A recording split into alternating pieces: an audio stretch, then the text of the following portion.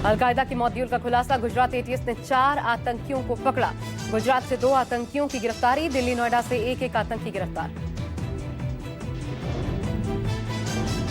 गाजियाबाद की आलीशान कोठी में अवैध दूतावास का भंडाफोड़, पकड़ा गया फर्जी राजदूत। लग्जरी गाड़ियां, विदेशी मोहरें और कैश बरामद, आरोपी हर्षवर्धन गिरफ्तार। राजस्थान में सामलिया सेठ को चढ़े अजब गजब चढ़ावे, किसी ने चांदी के बुलेट गन तो कोई फ्यूल मशीन दान कर रहा है। भक्तों ने पोकलेन डंपर तक भेंट किया। गुजरात के अहमदाबाद में दिल दहला देने वाली वारदात, ड्यूटी से लौट रहे होमगार्ड जवान की बीच सड़क पर चाकू मारकर हत्या। एसआईआर के मुद्दे पर बिहार विधानसभा में भारी हंगामा, काले कपड़े पहनकर विधायकों का प्रदर्शन, हंगामे के चलते विधानसभा स्थगित, दोबारा शुरू हुई कार्यवाही। विधानसभा में एसआईआर पर महागठबंधन का प्रदर्शन, विपक्ष के विधायक और मार्शल के बीच भिड़ंत, दोनों के बीच धक्का मुक्की, विधायकों ने मेन गेट को जाम कर दिया।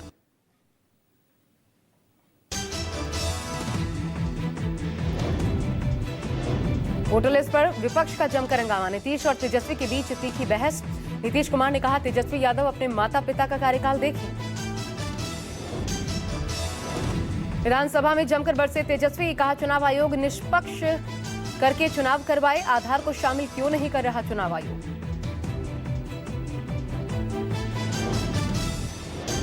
बिहार विधानसभा में बाप पर भारी बवाल, भाई वीरेंद्र के बयान पर मचा घमासान, स्पीकर ने डेप्यूटी सीएम तक को लगाई फटकार।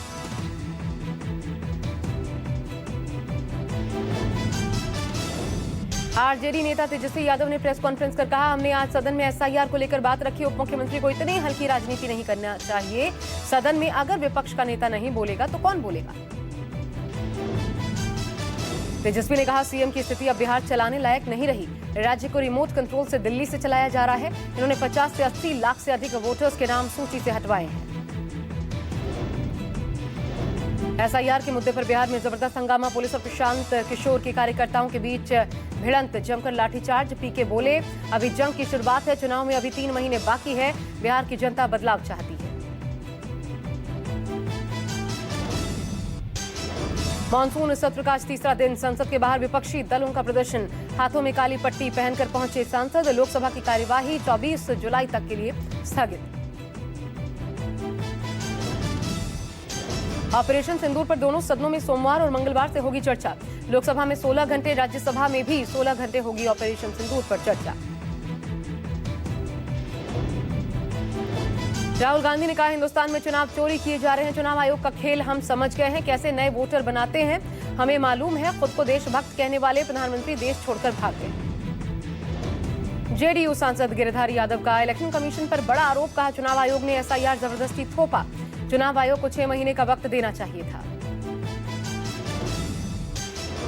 जेडीयू के गिरधारी यादव ने कहा, इलेक्शन कमीशन को बिहार का इतिहास भूगोल नहीं पता, चुनाव आयोग को व्यवहारिक ज्ञान नहीं।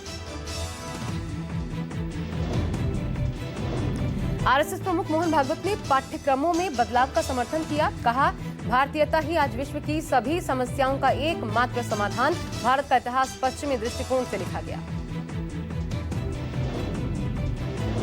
खड़गे ने भागवत के बयान का किया पलटवार, कहा आरएसएस का इतिहास अलग है, देश का इतिहास अलग है।